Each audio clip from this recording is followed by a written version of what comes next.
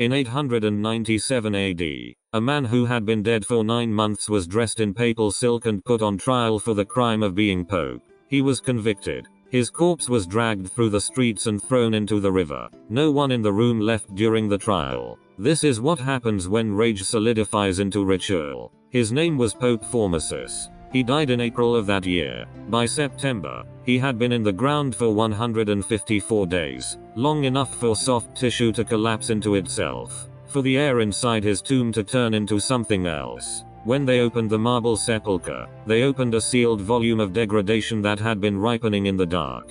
Pope Stephen VI wanted him tried, not metaphorically, not symbolically, actually tried. So they exhumed him. Think about the decision that takes. Think about standing in a sealed stone chamber in medieval Rome. No ventilation, no windows that open, no escape for the air, and deciding that your rage at a man is so specific, so documented, so real that you will stand in a room with what he has become and read charges to it for hours. They dressed him in the vestments. The white silk and brocade that had been folded in sealed darkness since April were unfurled and draped over a body that was no longer a body in any sense except the literal one. The fabric soaked 9 months of grave into its weave. When they warmed the chamber, candles, breath, human bodies crowded around. The silk released what it had absorbed. The smell was not metaphorical. It was not theatrical. It was the specific weight of decay concentrated in a sealed room, warming with the presence of living people who chose to stay. A deacon was assigned to speak for the corpse. His name is lost. What remains is the fact that he stood close enough to the decomposed body to breathe its air, and spoke on its behalf.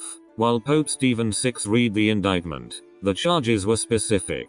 Formosus had been illegally ordained. He had violated church law by holding multiple positions. He had performed sacraments while in a state of sin. Each charge was read to the corpse. Each charge required a response, delivered by the deacon, speaking the words the dead pope would have said if a dead pope could speak. Hours passed. The air in the chamber thickened. The gag reflex was suppressed. The deacon kept standing close to the body. The witnesses kept standing close to both of them. No one left. This is the threshold moment. This is where the Cadaver Synod becomes something more than medieval Gothic spectacle. It is the moment when men decided that their rage was so justified, so real, that they would spend hours breathing decomposed flesh in order to prove a point to a body that could not be convinced. The verdict was guilty. The sentence was desecration. They stripped the corpse of its vestments, the silks releasing whatever had clung to them back into the air, and dragged it to the river. The body that had been a pope,